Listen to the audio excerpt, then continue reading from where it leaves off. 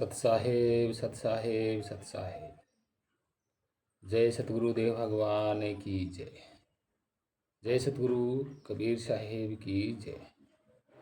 मैं उन सभी महापुरुष संतों को कोटि कोटि प्रणाम करता हूँ। आप सभी पूरी पृथ्वी के सभी मनुष्य जन, छोटे बड़े भाई बहन सभी को मैं कोटि कोटि प्रणाम करता हूँ और ईश्वर से प्रार्थना करता हूँ, उस ईश्वर से जो सबको एक नज़र से देखता है, वो सबको खुशियाँ और शांति प्रदान करे। सब खुश रहें, पूरी पृथ्वी शांति प्रिय ग्रह बने। तो आशा करता हूँ आज आप इस खास वीडियो पे विचार करेंगे कि मनुष्य अपने आप को कैसे बदल सकता है और मनुष्य कितनी बड़ी चीज़ है। तो चलिए आज हम कुछ भ्रांतियों को भी दूर करेंगे जो अंदर हमारे जगह बना रखी है, कुछ पाखंड की भी है। तो ये जो मनुष्य क्या है, क्या कर सकता है, क्या बदल सकता है, ये खुद पे ही डिपेंड है।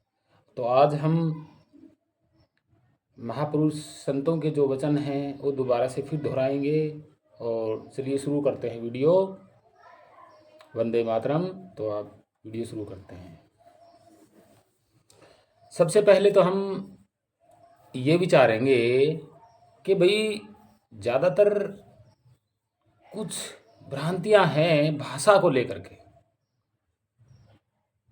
अब भाषा को लेकर के जो भ्रांतियां हैं वो सबसे बड़ा खंबा है।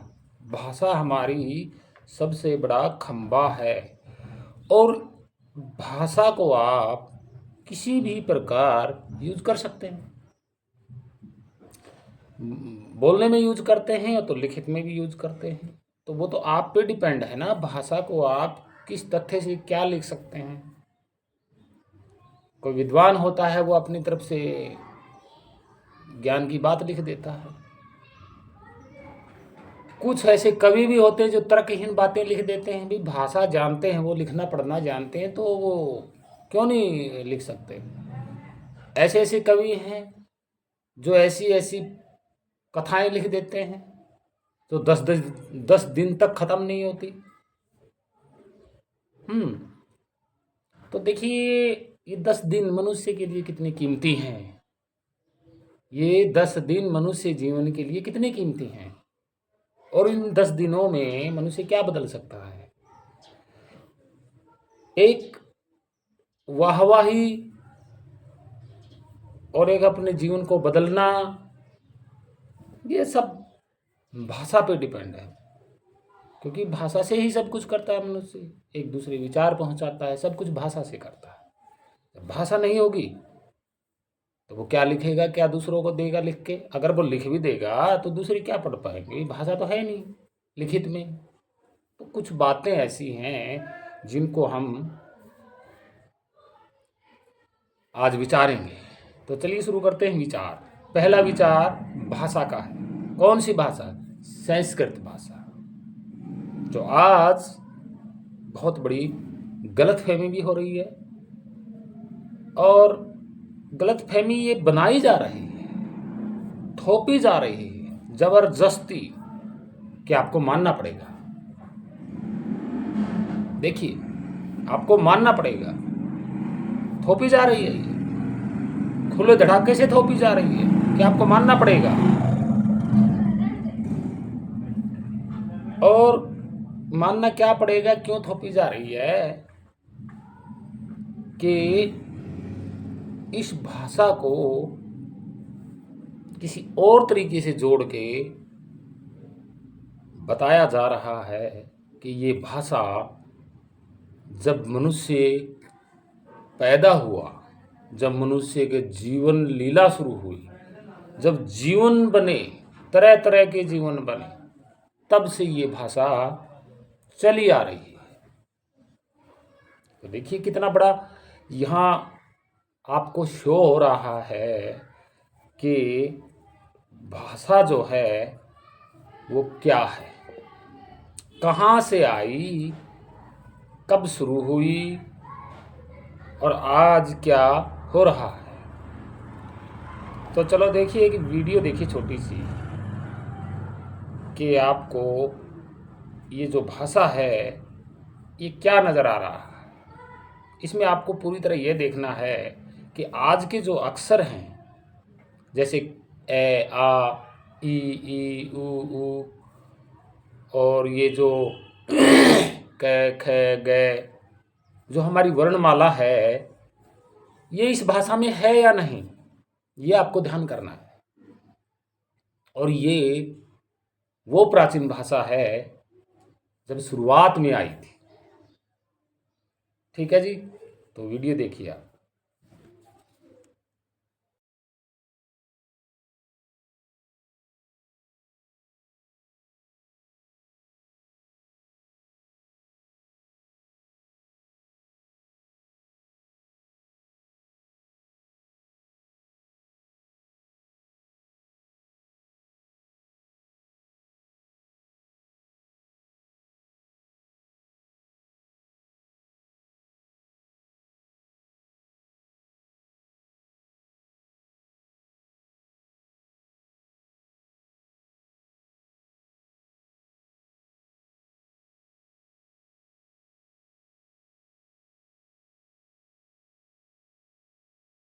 तो आपने देखी होगी ये भाषा, कि ये जो भाषा है बस इसी का है सबसे बड़ा, ज़्यादातर हमारे देश में, क्योंकि इसी में सारे वेद शास्त्र पुराण और रामायण महाभारत, 18 पुराण 6 शास्त्र मनुस्मृति, पता नहीं क्या क्या लिखा हुआ है। तो आप ये जान गए होंगे कि इसमें वही वर्णमाला है। ठीक है, अब आपको एक बार बता देते हैं कि ये वर्णमाला कहाँ से आए, क्योंकि इन वर्णमालाओं के बगैर तो संस्कृत लिखी नहीं जाएगी। अब ये वर्णमाला आई कहाँ से, और इसकी जो लिपि है उसका नाम क्या है, देवनागरी। आप प्रूफ देख लीजिए कि संस्कृत भाषा की जो लिपि है, वर्ण लिपि जो है, अक्षर लिपि जो है, वो देवनागरी है। आप प्रूफ देखिए, आपके पास एक तस्वीर आ रही है, देखिए आप।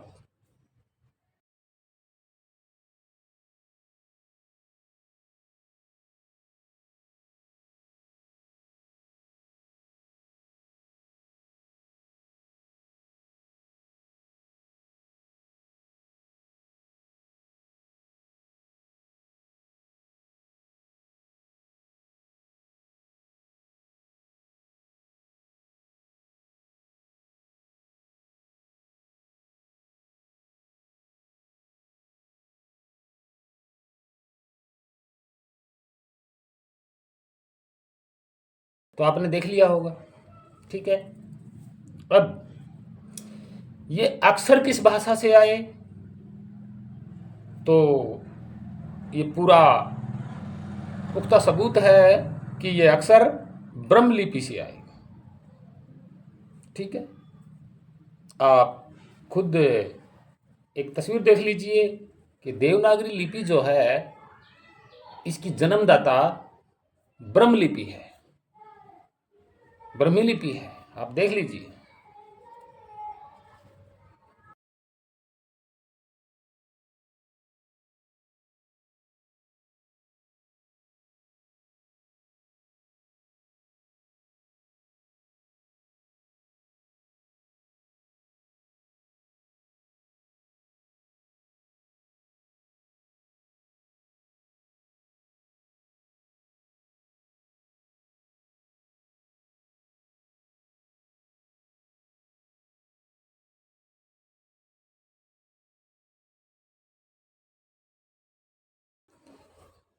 और जो ये ब्रह्मलिपि है ये प्राकृत भाषा की है, जिसको धम्म लिपि बोला जाता है।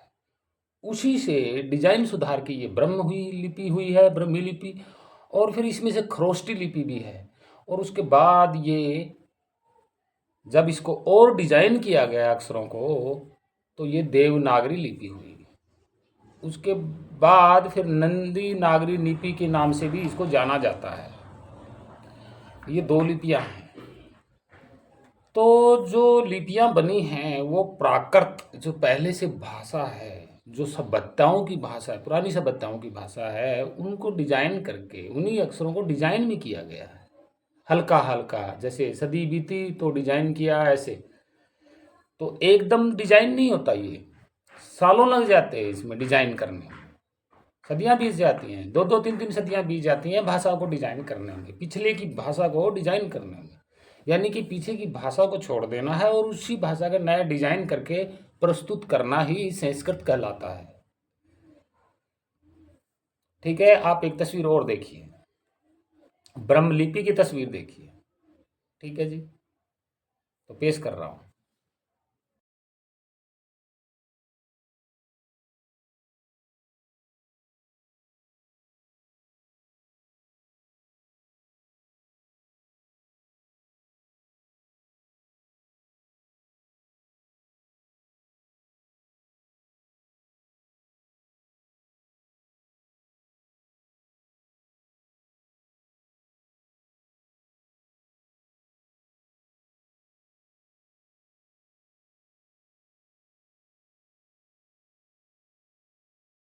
तो आपने ब्रह्मलिपि की भी देख ली होगी।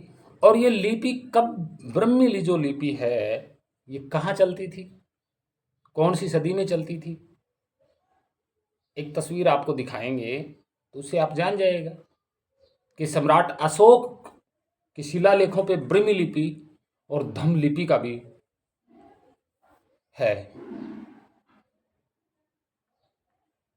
तो जो धम्म लिपि है प्राकृत, वो कौन यूज करते थे?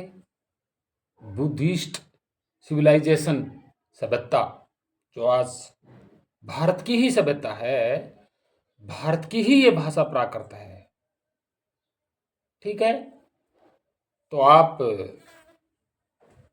ये जान जाइए कि प्राकृत भाषा जो है वो हमारी पूर्वजों की सभ्यता प्राकृत भाषा है। वो उसमें अक्षर थोड़े कम थे, शुरुआती दौर में कम लिखे गए, उसके बाद थोड़े से और बढ़ गए। ब्रह्मलिपि में जिया तो 2-3 अक्षर और जोड़ दिए गए। वो तो ध्वनि पे डिपेंड है ना भाई, जो ध्वनि फालतू बनेंगी मुंह से हर अंग के अनुसार, जैसे अंग है ये, जैसे होठों की ध्वनि, तालु की ध्वनि, ऐसे ध्वनियां बनेंगी तो अक्षर और बढ़ जाएंगे, नए आकार देना पड़ेगा।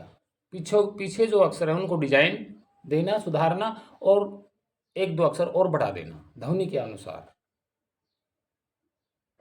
तो इसका एग्जाम्पल जो है वो एक जन्म, जैसे बच्चा जन्म लेता है तो वो जन्म जैसे लेता है गर्भ से तो वो वाई वाई करता है, वो पूरी भाषा नहीं बोल पाता।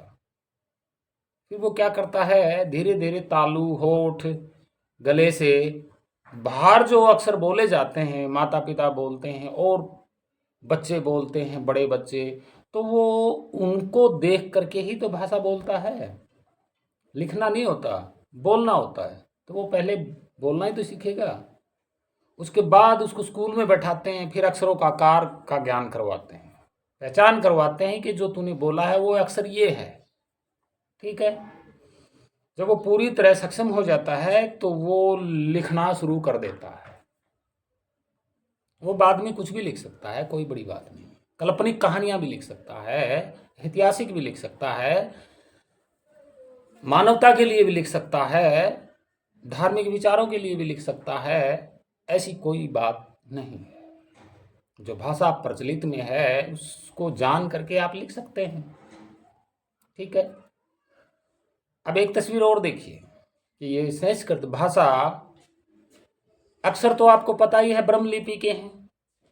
अब ये बाद में और डिजाइन करके सुधारा किसने? पाणिनि जी ने। तो पाणिनि कौन थे? पाणिनि तो एक बौद्ध भिक्षु छात्र ही तो थे। उनको ये काम सौंप दिया गया होगा, भाई तुम इन अक्षरों को डिजाइन करके सुधारो और इनको नया आकार देके तुम भाषा बनाओ नई। तो पुरानी भाषाओं को सबको त्याग करके नया डिजाइन अक्षर देके एक नई भाषा शुरुआत की थी। संस्करण किया था पुराने अक्षरों का, त्याग किया था, संस्कार किया था। और उन्हीं अक्षरों को नया डिजाइन देके एक नई भाषा शुरुआत की थी। और उस भाषा के तथ्य पर तो व्याकरण व्याकरण भी तो बनाना पड़ेगा पूरा। शब्द बनाने के लिए, लाइन बनाने के लिए, पूरी तरह बात को व्यक्त करने के लिए तो व्याकरण तो बनाना पड़ेगा। तो वो काम किसका था? पाणिनि जी का। तो पाणिनि जी कौन थे? बोधिष्ट भिक्षु थे, जो बहुत विद्वान थे। वो कोई ब्राह्मण थोड़ी थे। ये आज की बात थोड़ी है, 600 ईस्वी 700 ईस्वी की ये बातें हो रही हैं। तो ऐसा तो ब्राह्मण नाम का कोई शब्द ही नहीं था।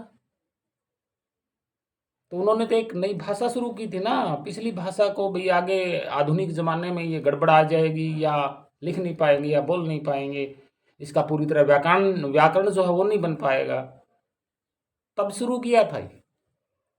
हालांकि पाणिनि ने अपनी तरफ से कोई अक्षर नहीं बनाया, कोई भी अक्षर नहीं बनाया। वो पहले के अक्षर हैं जिनको सुधार के लिखा गया था। और ना ही पाणिनि जी ने ये बात लिखी कि ये अक्षर मेरे हैं या मेरे बनाए हुए लिपि है, ऐसा कुछ नहीं लिखा।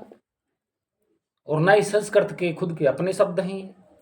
भाई ब्रह्मलिपि से तो आए हैं। तो पाणिनि क्या कह रहे हैं? पाणिनि के बारे में क्या कहा गया? एक तस्वीर देखिए जरा।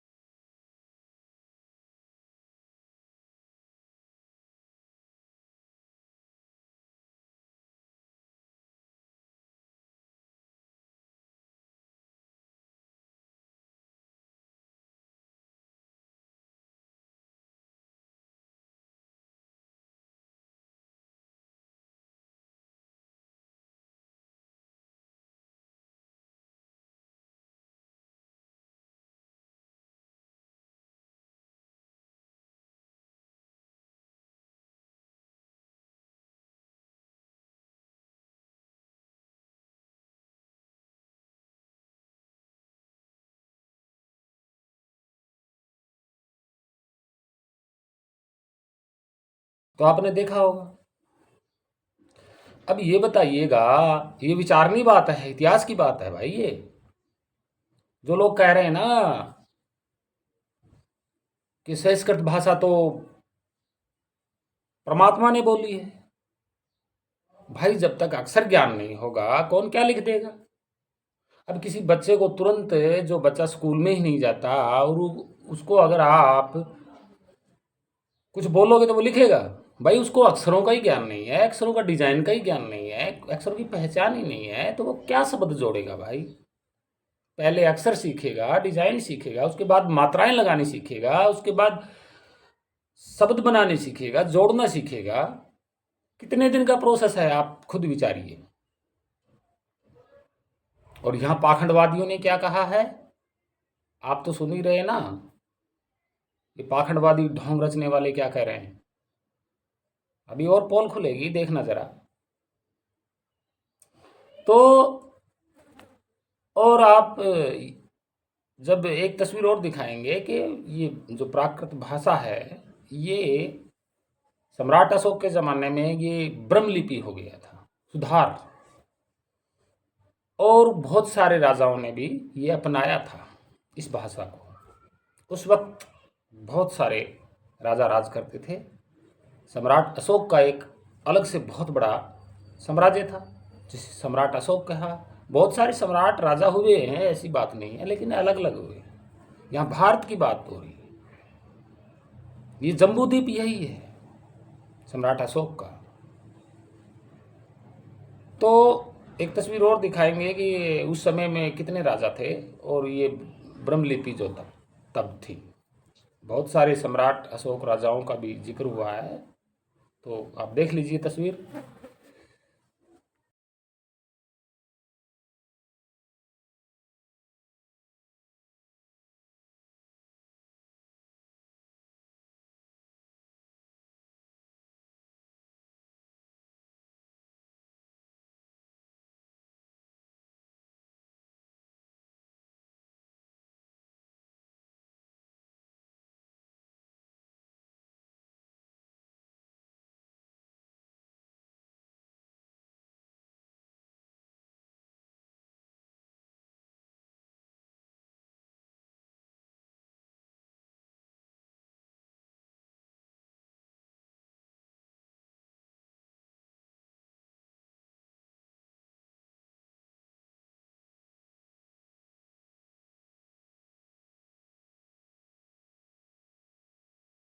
तो आपने देख लिया होगा। अब बात करते हैं कि ये जब भाषा पूरी तरह व्याकरण तैयार हो गया तो अब लिखावट की बात आ रही है और युग दौड़ा जा रहा है। तो ये भाषा जो है पूरी तरह लिखने पढ़ने में और रचनाएं लिखने में या इतिहास लिखने में या किसी की जीवन कहानी आत्मकथा लिखने में सक्षम हो चुकी थी। अब ये भाषा तो सक्षम हो चुकी थी, लेकिन भाषा तो जन जन तक पहुंचनी चाहिए ना।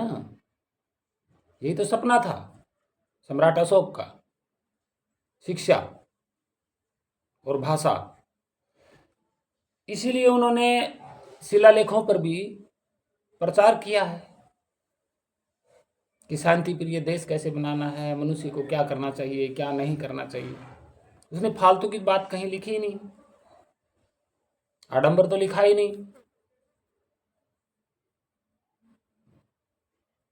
तो आप एक बार विचार कीजिएगा, फिर आगे बात को बढ़ाते हैं।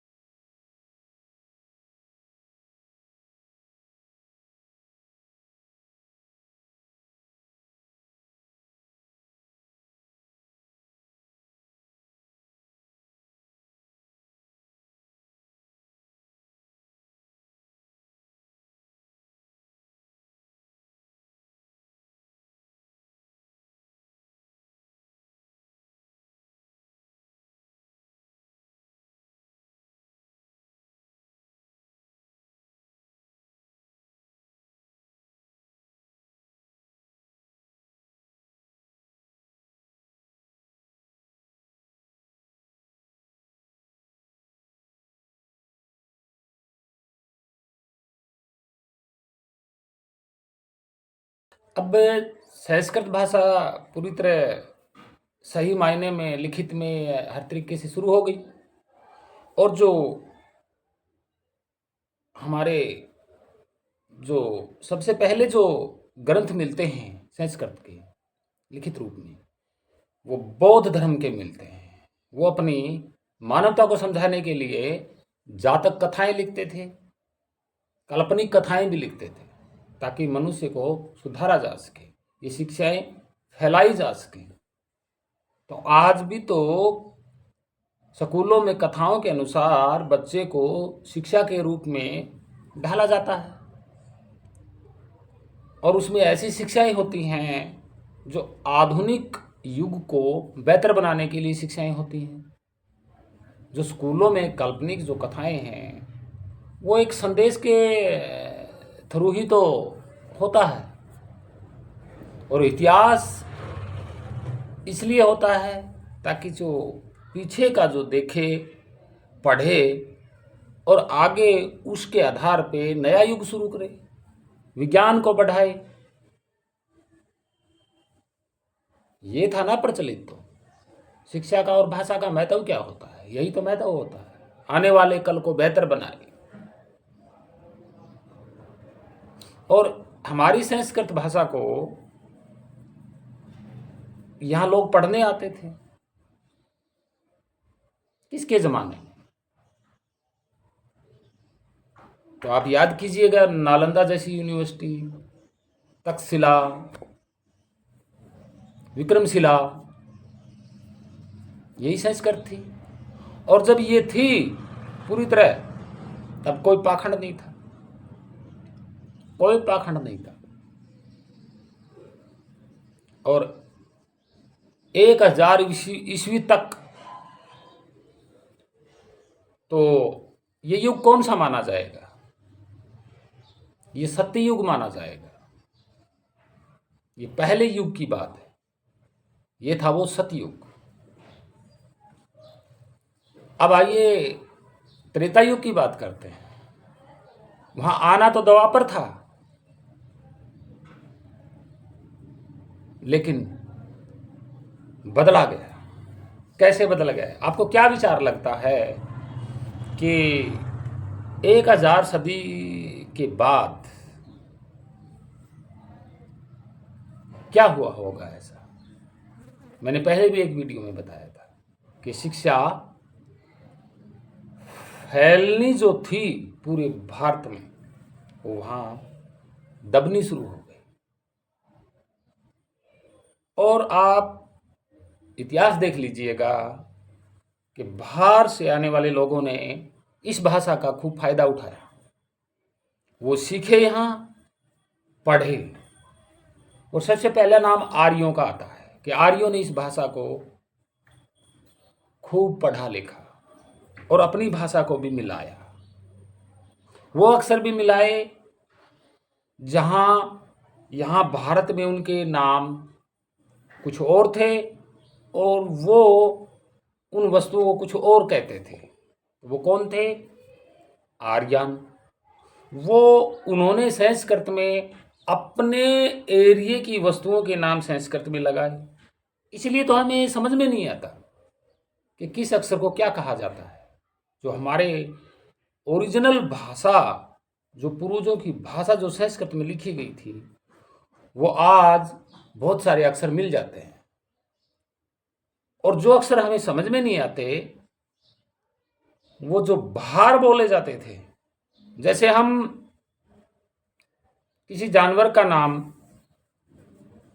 जैसे कौवा हमारा प्रचलित भाषा का है कौवा, तो संस्कृत में क्या लिखा? काकय।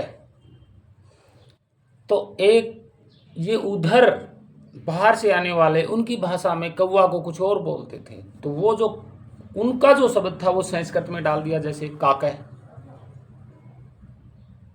अब संस्कृत में जब कोई चैप्टर आएगा, उधर की भाषाओं के वस्तुओं का नाम जब हमारी संस्कृत में, हमारे श्लोक में सामने आएगा, तो यहाँ का भारत का जो पूर्वज है वो कैसे समझ पाएगा? यही तो संस्कृत का शब्दावली व्याकरण था।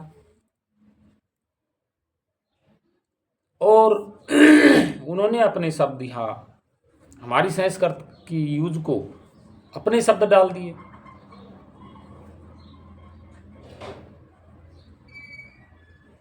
इसका एक उदाहरण है सबसे बड़ा कि जो हमारा जो सभ्यता का एक शब्द है जिसको जो ये हाथी शब्द है, ये हमारा नहीं है। देखिए कैसे 700 ईस्वी में हम हाथी को गज कहते थे, और गज हमारा प्राकृत शब्द है, गज, गजानन। अब ये वेद में गज नहीं मिलता, अनुवाद में इसका गज मिलेगा। जैसे संस्कृत का श्लोक ऊपर हाथी के लिए बोला गया है, तो वहाँ गज नहीं मिलेगा, संस्कृत के श्लोक में गज नहीं मिलेगा। जब उस श्लोक का अनुवाद नीचे आएगा, भाई हाथी के नाम से कोई श्लोक है संस्कृत और उसमें गज नहीं है, जब नीचे अनुवाद में आएगा हिंदी अनुवाद में, तो वहाँ गज लिखा हो। और ये गज हमारा पुराना शब्द है, क्योंकि हिंदी अनुवाद में आ रहा है ना गज। अगर संस्कृत में होता गज, तो संस्कृत में ऊपर श्लोक में गज होता, लेकिन यहाँ अनुवाद में जो है वो गज है। तो आप विचार कीजिएगा, अब बैकग्राउंड में जाइएगा कि ये गज किस देश का शब्द है जो हम भूल चुके हैं। ये हमारा शब्द है, प्राकृत शब्द है हमारा, सम्राट अशोक के ज़माने का शब्द गज। बुद्धिस्ट खुद की सिविलाइजेशन, खुद की भाषा। और संस्कृत का तो अपना कोई अक्षर ही नहीं है। संस्कृत तो ब्रह्म लिपि से लिया गया, कुछ और भाषाओं की, प्राकृत भाषाओं को के अक्षर निकाल के और फिर डिजाइन किया गया। ये पाणिनि का काम था। पाणिनि एक बौद्ध भिक्षु था, कोई ब्राह्मण नहीं था।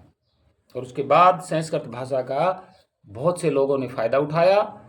और अब देखिए, जो जातक कथाएं और काल्पनिक कथाएं जो मिलती हैं संस्कृत में लिखी हुई, भाई जिनकी भाषा है वही लिखेंगे ना, तो वो ब्रह्म लिपि से पहले प्राकृत में जाइए तो बौद्ध ग्रंथों में संस्कृत, भाई संस्कृत उन्हीं की तो है, बोधिस्ट की तो है संस्कृत। पाखंडवाद ब्राह्मण कैसे कह देंगे भाई हमारी संस्कृत है? कोई भी एक बंदा बता दो कि अक्षर हमने बनाए संस्कृत वाले। यहाँ पाखंडवाद कह रहे हैं कि ये तो सृष्टि ऋषि तब की भाषा है। अभी भाषा की लिपि जो है देवनागरी, वो तो देखो पहले अक्षर आए कहाँ से? संस्कृत वाले किस भाषा के हैं? वो तो ब्रह्म लिपि के हैं। और ब्रह्म लिपि की तो बहुत शिलालेख और लिखे जाते थे सम्राट अशोक के जमाने में।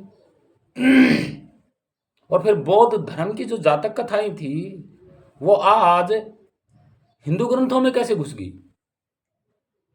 या 33 करोड़ देवी देवता जब 1000वीं सदी थी तब तक तो पूरी फैली हुई थी ना संस्कृत। यूनिवर्सिटी थी उस टाइम की, उनमें देखो जाके। उसके बाद 33 करोड़ देवी देवता कहाँ से आ गए? इस 1000 साल के भीतर भीतर कौन सी महाभारत बीती होगी यहाँ पे? कौन सी रामायण बीती होगी यहाँ पे?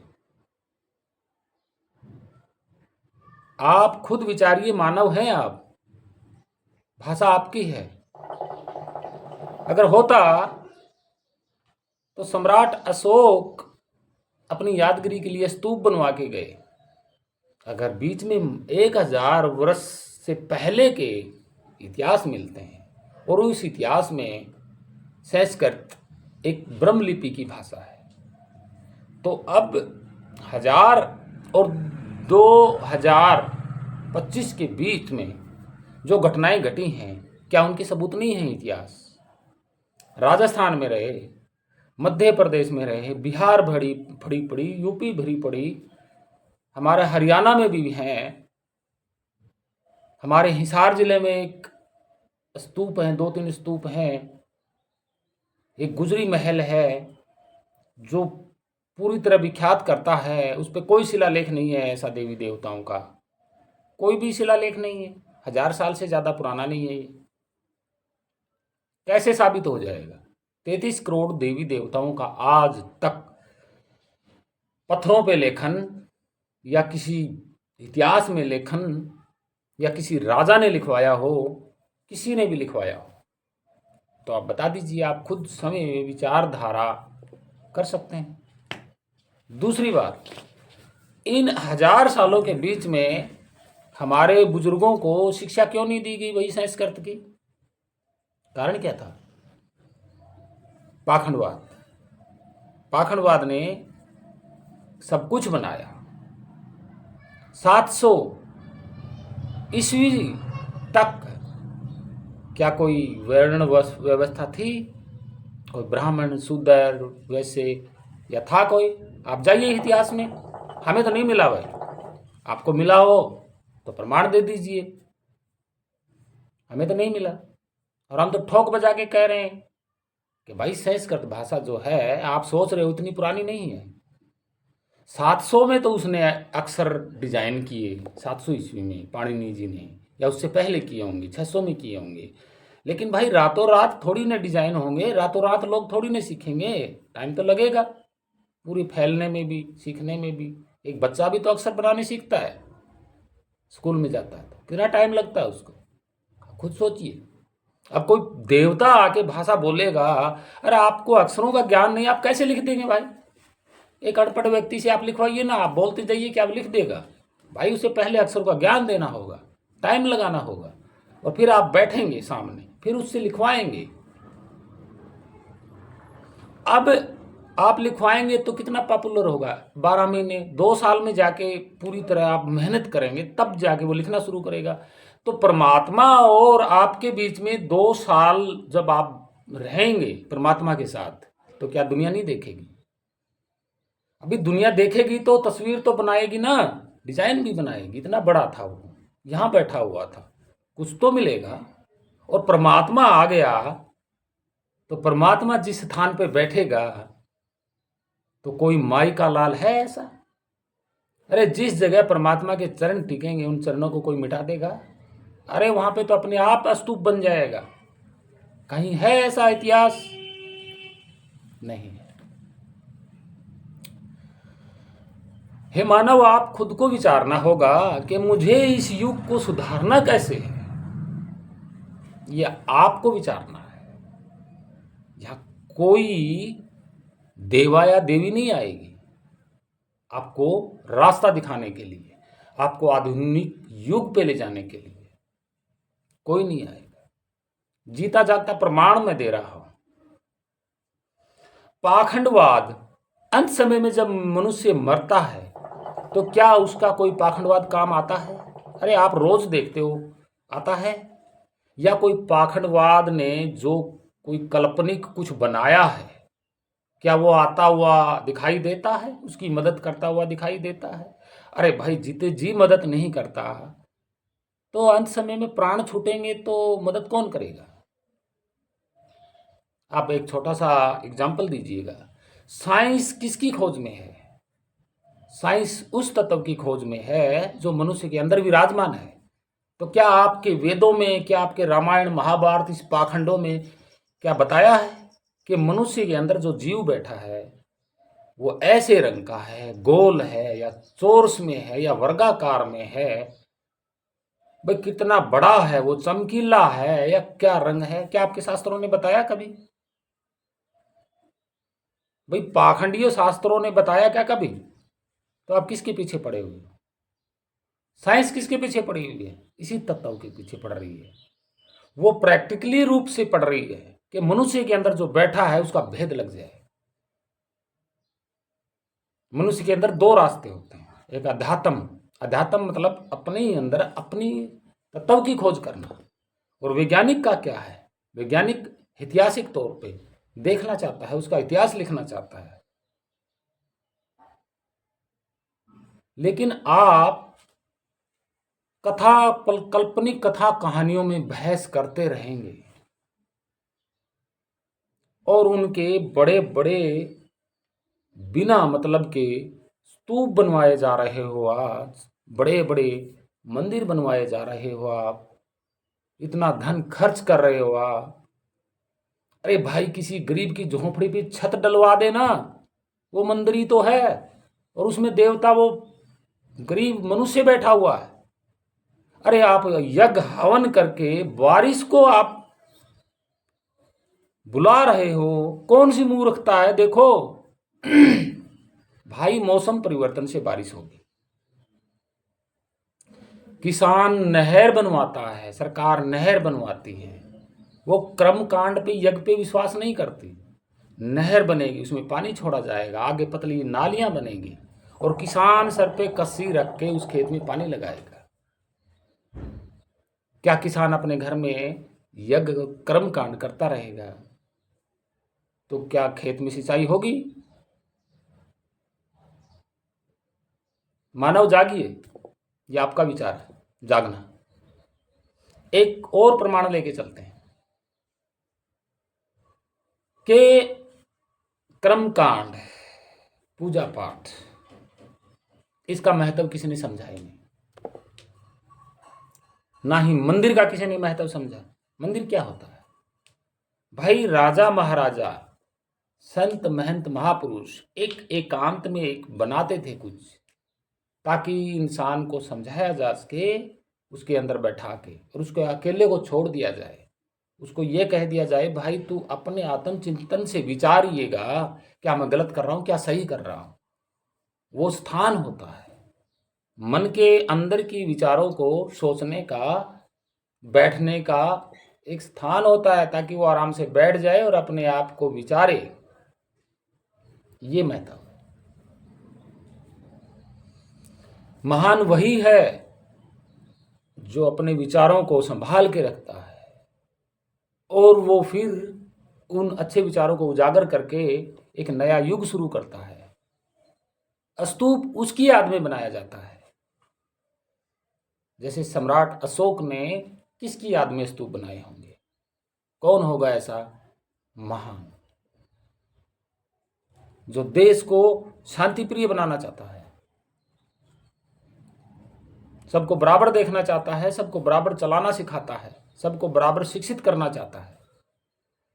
और हमारे देश में क्या हुआ? 1000 ईस्वी के बाद और 2025 तक यही हो रहा है। बाहर के जो देश हैं भारत से, वो विज्ञान के जरिए तत्व को ढूंढ रहे हैं, किस तत्व को, मनुष्य के अंदर तत्व को, ताकि इसको देखा जा सके, इसको समझा जा सके। क्या इसको मुर्दे शरीर में वापस लौटाया जा सकता है? अरे वो तो इस पे रिसर्च कर रहे हैं काफी सालों से, और आप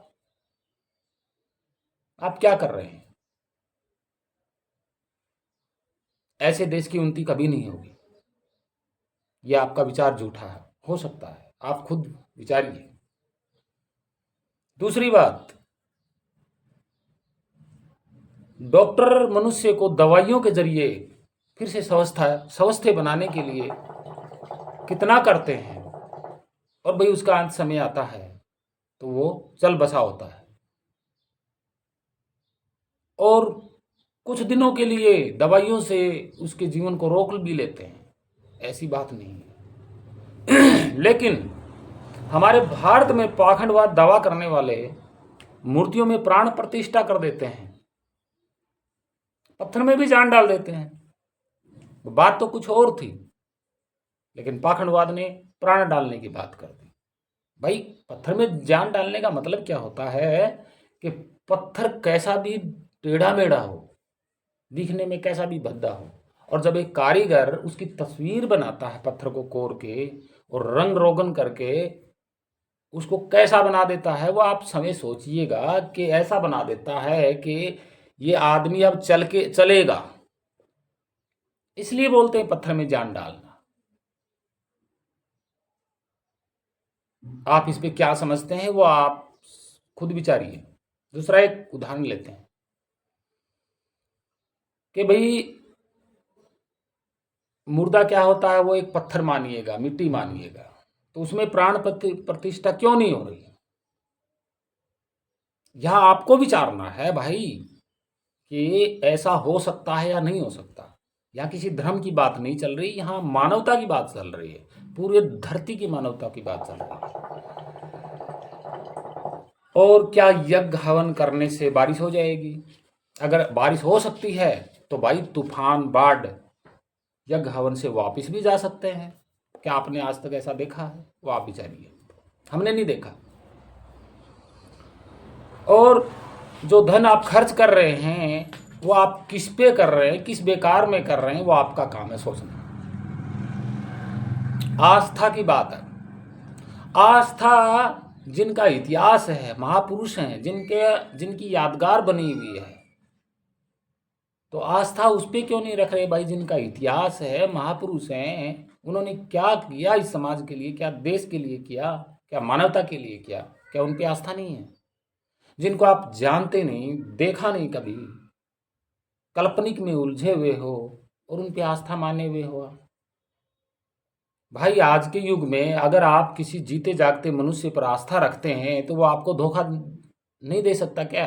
दे देता है ना। वो कौन है? जिंदा है। तो भाई पत्थर की मूर्ति में कौन सी आस्था है? भाई जीता आदमी धोखा दे सकता है तो पत्थर तो सरासर है ही धोखा। ये तो विचारना आपका काम है ना। कि भी ठोड़ पड़ा पत्थर होता है, वो चल हिल नहीं सकता, उस पर आप क्या आस्था रख रहे हैं? किसका प्रतीक मान रहे हैं आप? भगवान का। अरे भाई भगवान का देख, तो भगवान इसका मतलब गायब हो गया, वो आज नहीं है, इसका मतलब ये बनता है भाई पत्थर की मूर्ति का आकार बना लेना, उसमें आस्था बना लेना, इसका मतलब ये होता है कि परमात्मा कभी था और वो आज नहीं है, वो मर चुका है। भाई मूर्ति किसकी बनाई जाती है? जो इस संसार में नहीं है, जो शरीर इस संसार में नहीं है, उसकी याद के लिए मूर्ति बनाई जाती है। तो इसका मतलब परमात्मा की भी वही है कि वो यहां आया था और उसकी मूर्ति बनाई और आस्था हमने बना ली।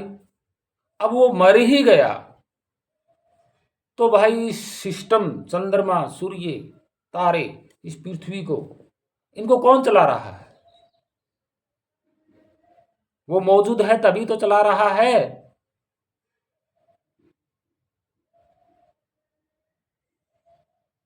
या वो मर गया? एक उदाहरण के तौर पर, सम्राट अशोक पूरे एशिया महाद्वीप को चलाता था। वो जिंदा था तब चलाता था ना, अब वो नहीं है, उसकी मूर्तियां हैं।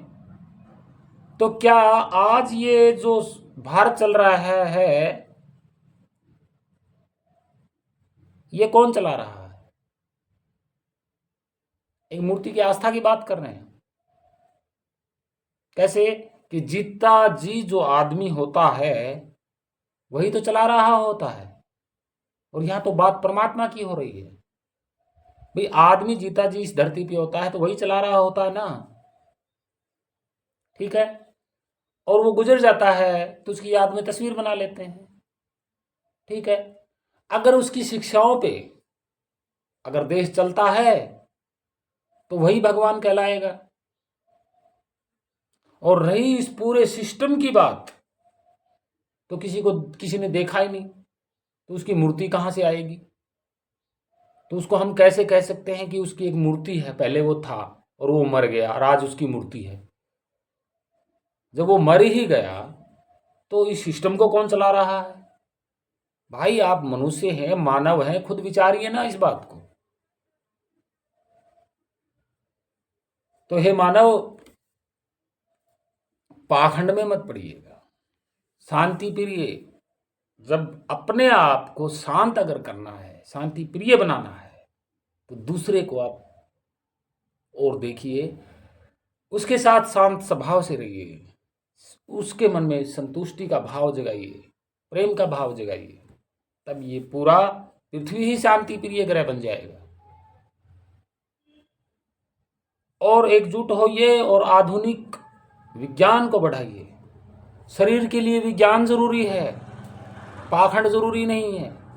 आपको पता है कि पाखंड मनुष्य के जीवन में कोई काम नहीं आता। वो मनुष्य के विकास को बर्बाद करता है। अपने समय को देखना है तो अध्यात्म को अपनाइए। जिज्ञासा रखिए कि मैं अपने को कैसे देखूं। अगर शरीर को कुछ सालों तक संभाल के रखना है तो विज्ञान पे जाइए। विज्ञान बहुत बड़ी चीज है। इतिहास, विज्ञान तो इतिहास है। जैसे विज्ञान की होड़ इस मनुष्य तत्व अंदर जो बैठा है, मनुष्य के अंदर तत्व, उसकी देखने की बहुत बड़ी जिज्ञासा है। और अध्यात्म में मनुष्य को खुद के पास विज्ञान है, अपना स्वरूप देखने के लिए। किसी सच्चे अध्यात्म गुरु के पास जाइए, वो अपना स्वरूप दिखाएंगे, वो पाखंड में नहीं उलझाएंगे। तो आप समय सोचिएगा कि प्राकृत भाषा जो हमारी है वहां से वहां बन के संस्कृत भाषा आई, और उसका बाद में पाखंडियों ने कैसा फायदा उठाया। हमारे बुजुर्ग बेचारे काम धंधा कर करके चल बसे, शिक्षा नहीं थी उनके पास, घड़ी घड़ाई बातों पे विश्वास किया, उनके कोई काम नहीं आई, वैसे के वैसे रहे। ना उनका ज्ञान बढ़ा, ना विज्ञान बढ़ा। और आज वही हो रहा है, ना ज्ञान बढ़ रहा है ना विज्ञान बढ़ रहा है। ज्ञान और विज्ञान कम बढ़ रहा है, पाखंड ज्यादा बढ़ रहा है। आज भी पढ़े लिखे लोग ये नहीं सोचते कि धर्म ग्रंथों में जो चीज है वो कितनी सही है और कितनी गलत है।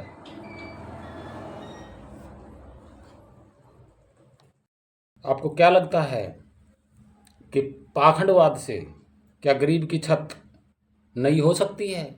क्या पाखंडवाद से किसान के खेत में पानी जा सकता है? क्या अन्न उग सकता है? क्या किसी गरीब का बच्चा शिक्षित हो सकता है? क्या मानव जीवन सुधर सकता है? क्या यह तरह तरह की बीमारियां, रोग ठीक हो सकते हैं? क्या जीवन सुधार हो सकता है? क्या शांति प्रिय देश बन सकता है?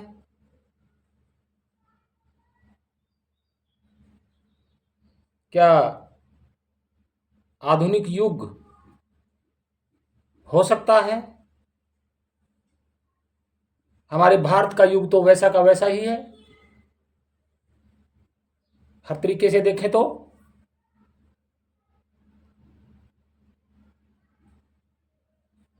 तो हे मानव, एकजुट होइए और सबसे पहले शांति प्रेम का हिस्सा बनिए, और फिर देखिए जीवन कैसा होता है। तो हे मानव, हमारा तो यही कहना था कि हम सब मिलके विचारें और फिर एक साथ चलें, शांति प्रिय एक स्तंभ बनाएं जिसका नाम हो शांति प्रिय स्तंभ। शुरुआत करें और आगे बढ़ें, और अपने को जाने, और फिर देखना कि कौन अलग है और कौन नहीं। शरीर पे कर्म कांड थोपने से इस शरीर का कल्याण नहीं हो सकता।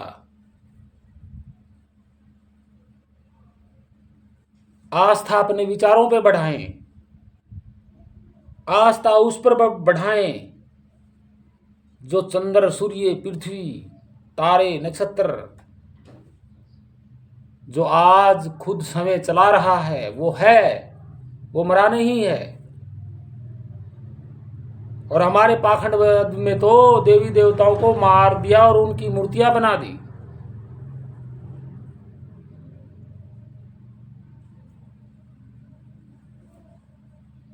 तो अगर वो आज हैं तो मंदिर और मूर्तियों की जरूरत क्या है? आप खुद जानिए, जागिए और उठिए। ये है हमारा मानवता का विचार।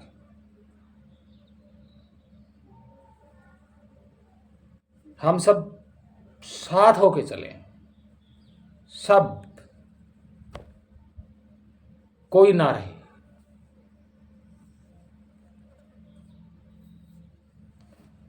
तो हमारा तो यही कहना था, हे मानव, आपको मैं प्रणाम करता हूं, आप जागिए। हम थोप नहीं रहे किसी पे, एक विचार करने की बात कर रहे हैं कि आपका जीवन विचारने के बाद कैसा हो सकता है, वो आप प्रैक्टिकली कीजिए, प्रैक्टिकली विचार कीजिए। क्या नहीं हो सकता? आज तक इसी शरीर वाले मनुष्य ने, इस तत्व ने अंदर बैठ करके क्या नहीं किया? आप सोच रहे हैं, भ्रांति में हैं कि ग्रंथ और ये जो वेद वगैरह है ये परमात्मा की वाणी है। आप भाषा पे विचार करिए, अक्षर कहां से आए पता चलेगा, और उनमें क्या लिखा है ये पढ़िए। तो अगर आप पढ़ना ही चाहते हैं तो ये पढ़ के देख लीजिए, लेकिन उन्नति और विज्ञान के और बढ़िए, तब कल्याण होगा। फालतू चर्चाओं पे, फालतू कहानियों पे, फालतू काल्पनिक कहानियों पे बहस करने से जीवन नहीं सुधरेगा, कभी नहीं सुधरेगा, सुधरा ही नहीं। और जिन्होंने पाखंड चलाया है उन्होंने अपना जीवन सुधारा है, और आज वही बात हो रही है।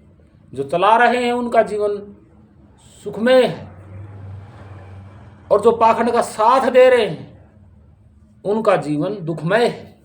यह हकीकत है।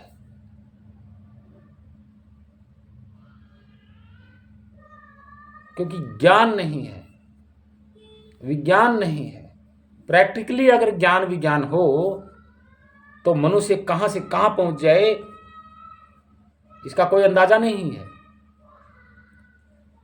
तो आप सभी भक्तजनों और पूरे पृथ्वी के मानवों से मेरा हाथ जोड़ के विनती है कि आप जागिए, और विचारिए और अपने आप की आस्था बढ़ाइए।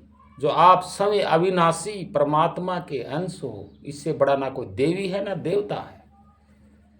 क्योंकि देवी देवता तो फिर भी शरीर धारण करके आते हैं, मर जाते हैं, और मनुष्य शरीर भी मरता है, हर एक जीव का शरीर मरता है। लेकिन जो अंदर बैठा हुआ वो कभी नहीं मरता। वो आपके पास भी है, मेरे पास भी है, सभी के पास है, सभी देवताओं के पास है, सभी भगवानों के पास है। वही जीव आपके पास भी है, अविनाशी है। अगर उसको जानना चाहते हैं तो अध्यात्म में जाइए, अपने आप को देखिए, विचारिए, फिर आपको पता चलेगा। और विज्ञान तो बाहर खोज कर ही रहा है इस तत्व की कि मनुष्य के अंदर ये है क्या।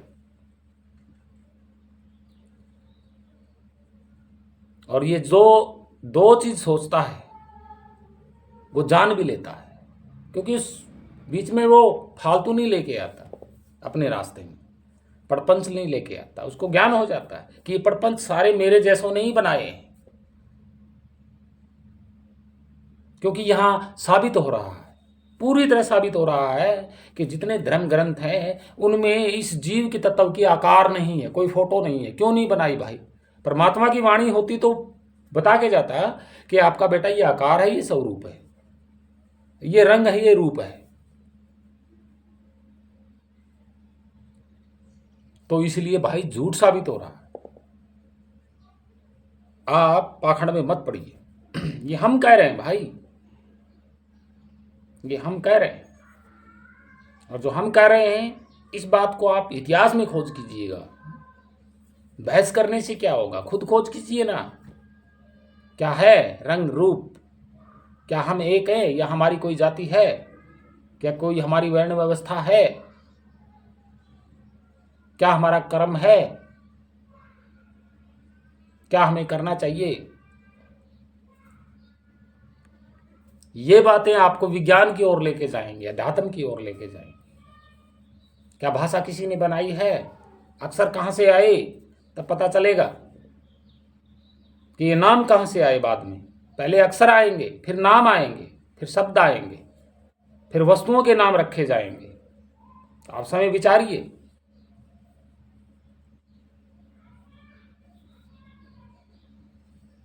तो आपसे हाथ जोड़ के विनती है कि आप खूब विचारेंगे, इस पे विचार करेंगे और अपने समाज को भी कहेंगे और देश को, इस मानवता को ऊंचा उठाएंगे, एक समान करेंगे। ये हमारी ही जिम्मेवारी है, ये आपकी जिम्मेवारी है, ये हम सबकी जिम्मेवारी है। मैं आप सभी को प्रणाम करता हूँ। आप समझ गए होंगे। जय सतगुरुदेव भगवान की जय। उन संत जो महात्मा जो देश के लिए बहुत कुछ करके गए, उनको कोटि कोटि प्रणाम। जो देश के लिए भाषा रख के गए, बोल के गए, लिख के गए, भाषा लिखनी सिखा के गए, अक्षर दे के गए, मैं उनको कोटि कोटि प्रणाम करता हूँ। सत साहेब, वंदे मातरम। प्रणाम। सत साहेब।